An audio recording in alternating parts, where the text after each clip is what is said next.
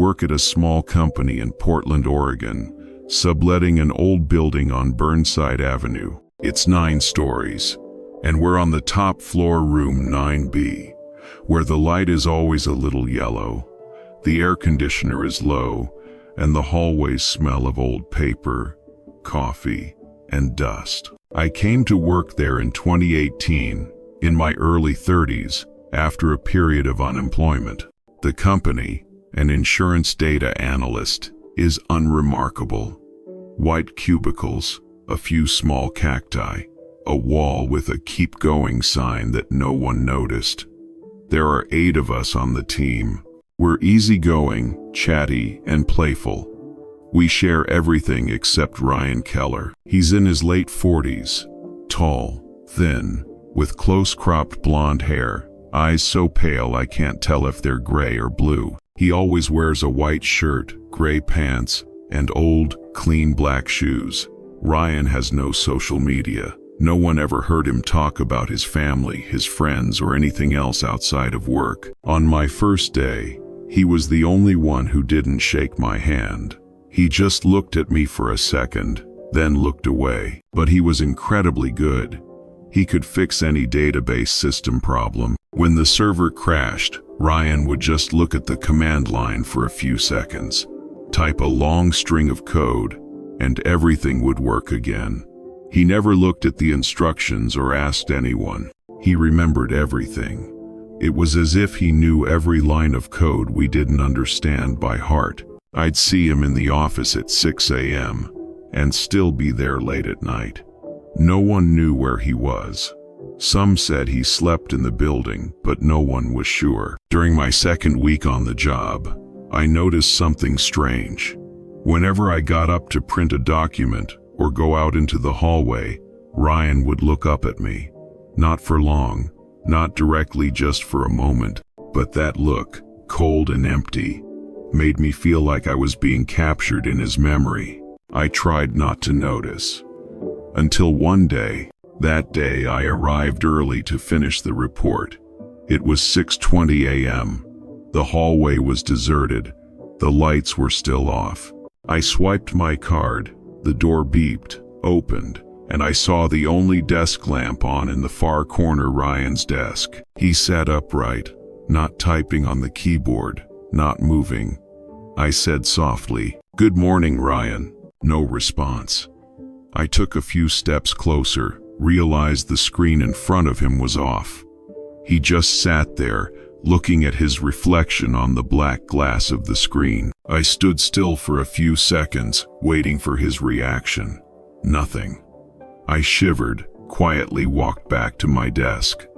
All that afternoon, I couldn't concentrate. Every time I looked up, he was still sitting there, not talking, not smiling. About a month later, Jenna, the coworker who sat next to me, started avoiding Ryan.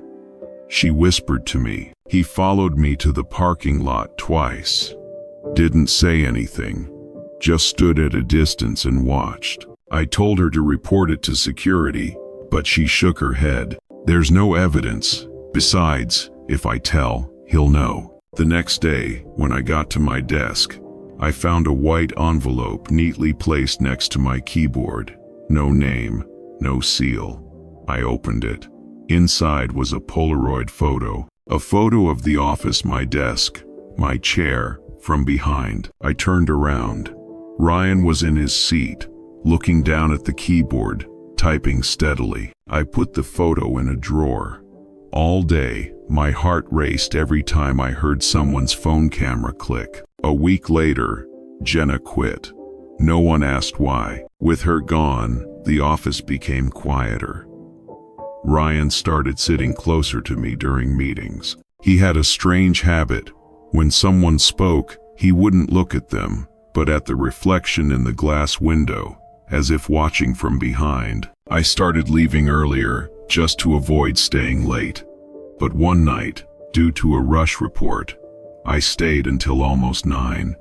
As I packed up, the hallway lights dimmed on a timer. I walked out, my shoes clicking on the floor, and then I heard another set of footsteps, slow, heavy, a few meters away. I stopped. The sound stopped too. I turned around. The hallway was empty. Neon lights flashing. I walked faster. The footsteps behind me quickened. I almost ran, bumped into the elevator button. The door opened. I jumped in, pressed the ground floor button. When the door closed, I saw through the crack a tall, thin figure standing at the end of the hallway, the light reflecting off his dull eyes. I didn't dare tell anyone. I thought I was too tired, too imaginative. But 3 days later, our boss got an email from Ryan, sent at 3:17 a.m. The subject line was blank. The content just read, "They don't know I'm right here." That morning, Ryan didn't show up. No one knew where he was. The boss called, but the number was disconnected. By afternoon, the building had lost some power. Technicians went to check and found the door to the 8th floor equipment room open.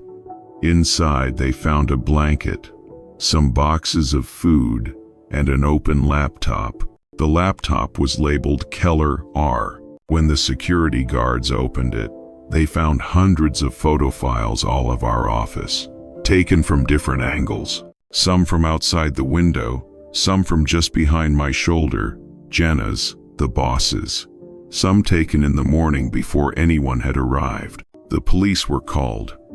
They found Ryan in his old apartment, just a few blocks away. The windows were boarded up. The walls were covered with Polaroids photos of us. Each one had a little note attached: name, seat position, shift time, routine. There was a photo of me, taken with my back turned, with the words below, "He still doesn't understand. I quit my job. I couldn't go back to the 9th floor. But sometimes, when I worked from home, I would see my laptop's webcam turn on for a few seconds and then turn off. No programs were open, just a small blue light blinking, exactly like the lamp Ryan used. I don't believe in ghosts. All I know is that once I've touched them, I can't get them out of my memory. Maybe Ryan is gone, but maybe he's still right here, as he once wrote. And sometimes at night, when the window reflecting the screen is dark, I see a figure sitting in office 9B, where the desk lamp is still on.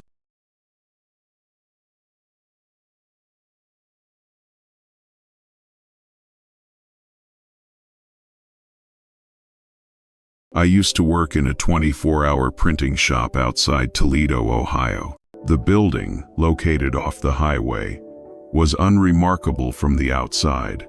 Just a block of gray concrete with an old, faded white sign, Everbright Printing Co. During the day, it was noisy, with trucks coming in and out, workers changing shifts. But at night, there was only the sound of printers, the smell of ink, and flickering fluorescent lights. I worked the night shift, a shift few people could stand, from 10 p.m. to 6 a.m. There were only 3 people on the night shift: me, Terry, and Howard. Terry was the supervisor, a fat, middle-aged man who talked loudly and brought leftover donuts from a nearby shop. He was pleasant, sometimes a little rough, but sincere. Howard was different. He had started 3 months after I had. I remember the first time I met him. It was a February evening, cold, with snow flying in a dusting. He came in, thin, tall, narrow-shouldered, with messy black hair, and skin so pale I thought he was sick. He wore an old, rain-soaked, dark blue jacket. Terry introduced, "This is Howard, the new technician. You two will probably be working together a lot." Howard looked at me, his eyes dull gray, and nodded slightly. He didn't extend his hand, didn't smile. I tried to make conversation. "Where did you work before?" He replied in a low, hoarse voice. "In the South. Closed." That was it, nothing more. People like Howard often made others feel uncomfortable, but I didn't mind. In a printing shop, everyone had their own business. The night shift was no place for socializing. The sound of the presses, the spindles, the dripping ink, all blended into a constant background noise, making you gradually forget the time. There were nights when I only knew it was morning when the first rays of sunlight shone through the iron door. Howard was very good at his job. He hardly spoke, but he fixed any broken machines right away. He had a strange habit of whispering to the printer. At first I thought he was reading the parameters, but as I got closer, I heard him whisper, broken sounds. "It's okay, don't jam, I can hear." I jokingly asked, "Who are you talking to?" He just looked at me, very slowly, then replied, "With it, if you don't talk, it will jam." I laughed, thinking he was superstitious. But a few days later, I saw he was right. One time, I forgot to turn off printer number 4 when changing the paper tray. It jammed. Ink spilled out. Howard walked over, said nothing, put his hand on the machine, whispered something, then pressed a button. The machine started up again, smoothly, as if nothing had ever happened. I started to be a little scared of him. One night, around 3 a.m., I went to the bathroom. When I returned, I heard the printer running, even though the entire line had been shut down for routine cleaning. The sound of metal screeching, the sound of paper sliding, steady, slow. I walked quickly to the machine area. The lights were flashing, and in the middle of the row, machine number 4 was running, although the red electrical panel said, "Offline." I approached. The smell of ink was strong. Light smoke rose from the press roller. I turned off the main switch. The machine was still running. I opened the top cover, and inside the tray was a single white sheet of paper, soaked with black ink. I pulled it out. In the middle was a bold handprint, 5 long fingers, stained with ink. I swear I was shaking. When I looked around, I saw Howard standing at the end of the row, about 10 meters away, quietly watching. He said softly, "I told you, if you don't tell him, he'll do it himself." I didn't know how to respond. After that day, I noticed that Howard was getting strange. He didn't eat in the break room. He often sat in the dark corner, opposite the row of machines, staring at the rotating steel frame, like a hypnotist. Every time the lights flickered, I saw his face flash, eyes wide, mouth moving. I'd hear him mumble things like, "It remembers, they're still in here." Terry didn't notice. He was always busy making calls, signing bills, drinking coffee. I thought maybe Terry was afraid of Howard, though he didn't say so. Around mid-March, Howard started carrying a small notebook. Every time the machine stopped, he'd open it and write something, very quickly, in a squiggly handwriting. I glanced at it and saw it was all repeating numbers and characters. 24, 47, 24, 47, interspersed with lines like, "Hear them now. They whisper through the drums." I asked him what those numbers were, and he said, "Hours. Beats. If they get it wrong, they'll be angry." I laughed, but inside I felt cold. A week later, Terry asked me to stay after my shift to take inventory. Howard said he was going home early because he had a headache. When I finished the books around 1 a.m., I heard footsteps in the hallway. I called. No one answered. The sound got closer, then disappeared. I opened the door to the machine room. Howard stood there. The yellow-gray fluorescent light illuminated his face. His eyes were sunken. His lips were black with ink. "I forgot to turn off the machines," he said. I looked around, and they were all off. "Which ones?" I asked. "All of them," he said. He bent down, put his hand on the steel frame, and the machines came on one by one. The sound of the motors was like the roar of a caged animal. I panicked, shouted, "Howard, stop!" But he didn't listen. He stood between the spinning machines, Ink splattered all over him, muttering, "Their names, they're still here." I pulled the main circuit breaker. The whole system went black. The hallway lights flickered, then silence. Howard looked at me. In the dim yellow light, I saw his smile, a crooked, long, ink-stained smile. "You will hear it soon," he said hoarsely. I ran away. The next morning, Terry said Howard hadn't come. His phone was off. A week later, the police came to ask. They said they found him in his old apartment, suffocated, the room boarded up with cardboard, the ventilator removed. The walls were covered with printed paper, all, "I hear them now." After the funeral, Terry was quiet for several days. The factory was still running, but no one talked about Howard anymore. Still, everyone avoided printer number 4. It was fine during the day, but on the night shift, the indicator light would sometimes flash by itself. The motor would start for a few seconds. One night, I stayed alone to check the system. Around 3 o'clock, I heard a low whirring sound. I went to check.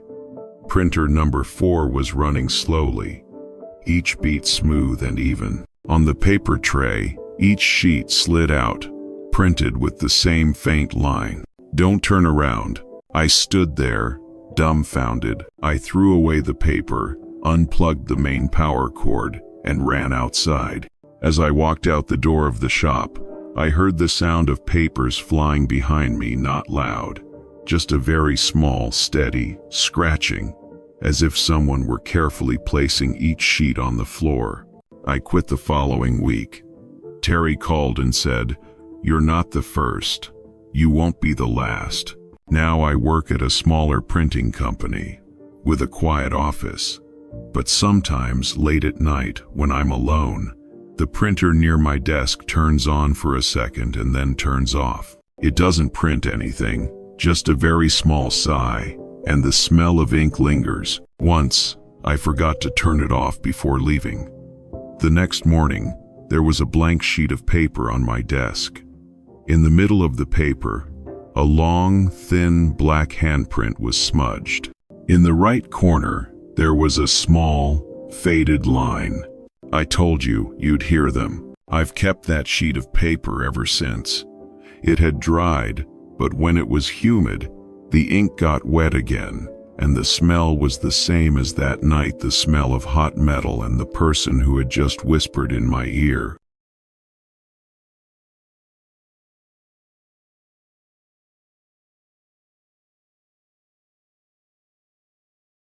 I used to work for a moving company in Wisconsin. Their warehouse number 47 was in the industrial area west of town, a place no one noticed, nestled among old factory buildings, always damp and smelling of oil and wood dust. I worked there from 2016 to 2019, night shift 10 p.m. to 6 a.m. People called it death shift because no one could stand it for more than 3 months. I could stand it. I liked the quiet, no talking, no managers to remind me. At night, there were only a few people working with me. The one I remember most clearly was Mark Jensen. Mark was a few years older than me, big, broad-shouldered, short brown hair, always wearing a silver-gray safety jacket. He had worked at warehouse number 47 longer than everyone else. Almost no one remembered when he joined. Some said he was a soldier. Some said he had worked at another warehouse but had an accident and was transferred here. No one dared to ask. Mark didn't talk much.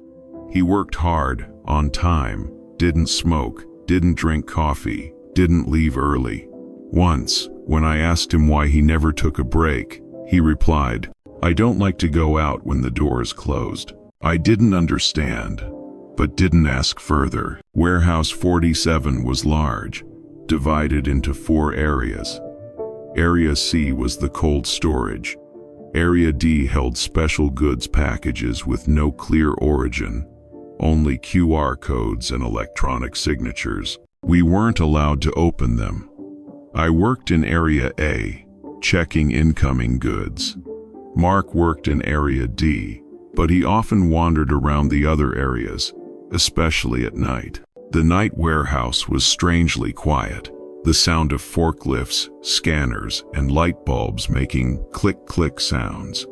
The wind blew through the iron door, making a long howl. I was used to it. But since Mark started working closer to me, I noticed a few things wrong. He had a habit of stopping in the middle of the hallway, looking up at the ceiling camera. Not for long, just a few seconds, then moving on. One day I saw him standing in the middle of the aisle, motionless, a scanner in his hand, the red light flashing repeatedly on the same spot on the concrete wall, no item code there. I asked him what he was doing. He said, "Checking to see if anyone has changed positions." "What positions?" I asked again. He said, "Didn't you see? Sometimes people move pallets when we go on vacation." I smiled awkwardly. "Probably the forklifts." He whispered, "No, it's them." I asked who they were. He just looked at me, his eyes sunken, and walked away. I thought he was just tired. One day, around 2 a.m., the warehouse alarm system went off a short siren, then silence. Mark and I ran a check, but nothing. The door was still locked, and the cameras didn't pick up any movement. There was only one fault point in Block D, Hallway 4. When I got there, the lights were flashing. There was a strange smell like burnt iron or ink. There was an empty pallet in the middle of the hallway, covered in fingerprints. A long black streak ran down the floor, as if someone had dragged something. I took a picture and sent it to Terry, the manager, and called Mark. He stood at the end of the hallway, not coming closer, just saying, "You shouldn't come near." I asked why, and he shook his head, "Because they're still here." I thought he was talking nonsense, so I tried to check. But when I bent down, the lights were flashing, and in the dark compartment, I heard a very faint breathing sound, not a machine, not wind, just a very slow breath, almost right next to my ear. I turned around, and Mark was gone. The next morning, I asked Mark what happened last night. All he said was, "You heard." A few days later, Terry told the team that the sensors in Warehouse 47 were faulty, and the supervisors decided to remove the cameras in Area D because of electrical interference. We didn't ask any more questions, but from then on, whenever I walked through Hall 4, I felt a slight movement in the corner of my vision, like someone had retreated when you turned to look. A month later, Mark started writing in the inventory book, not a work log, but a series of incomprehensible entries. Night shift, 3:22, still have one empty pallet. 4:15, noise in the cold storage, not rats. 5:8, they're getting closer. I asked him what he was writing. He said, "For the next person." I didn't know who the next person was. I started recording on my phone every time I went on patrol, because I wanted to know if I was imagining things. The first time I listened back, there was only the sound of a forklift and my shoes dragging on the floor. The second time, there was a light metallic clang. The third time, at 3:11 a.m., I heard a second set of footsteps. A steady rhythm, parallel to mine, stopping when I stopped. After that shift, I showed the recording to Mark. He wasn't surprised. He just said, "I told you so." "Who do you think it is?" I asked. "No one," he replied. "It's them." "Who are they?" I growled. He spoke so quietly I could barely hear him. "People who haven't left their previous shift." I forced a smile, but felt a chill run down my spine. The next week, Mark didn't show up. Terry told him he was sick. For 3 nights in a row, the warehouse was strangely quiet. No more whispering, no more footsteps. But on the 4th night, I was called in early. because the system reported that someone had swiped a card into the warehouse at 9:48 p.m. before work. It read Mark Jensen. When I arrived, the light in warehouse D was on. The door was ajar. I called, but no one answered. I went in. Cold wind blew through the iron cracks. The smell of grease mixed with something sweet and fishy. In the middle of corridor 4, there was an empty pallet, on which sat an old notebook. I opened it, all Mark's handwriting, scribbled, dusty. I can see them better. No need for the scanner anymore. They're standing between the shelves, waiting for the next shift. I'll stay. Maybe they need me this time. I jumped, heard something crash at the end of the row. I shined my flashlight, saw a figure dash past. I called, "Mark?" No answer. I ran after him, but when I reached the corner, there was only a long black streak on the floor. The next morning, I gave the notebook to Terry. He read it, his face pale. A week later, Warehouse 47 was sealed off due to technical problems. They said nothing more. 3 months later, I moved to another warehouse. But one night, when I got home, I got an email from my old internal address. From Mark Punkt Jensen at everbrightco.com. Subject, night shift. Body, you left a pallet. No attachment, no signature. I checked. The account had been deleted after he disappeared. I told Terry about this. He just looked at me for a long time and said, "You just forget it. There are people who work the night shift all the time." I work elsewhere now, during the day, but sometimes, at 3 a.m., my phone still beeps, announcing an incoming email. I open it, and it's blank. Just a tiny subject line, Shift 47, in progress. I've deleted that address many times, but every time I clean out my inbox, it comes back. The send time is always 3:22 a.m., the exact time Mark wrote it down. I don't believe in ghosts, but I believe there are people who don't leave work, even after their shift is over. And I still remember what Mark said. The last night I saw him standing in the aisle, the yellow light over his shoulder, his shadow stretching to the end of the hallway. He said, "If it's your shift, don't go out after the door closes."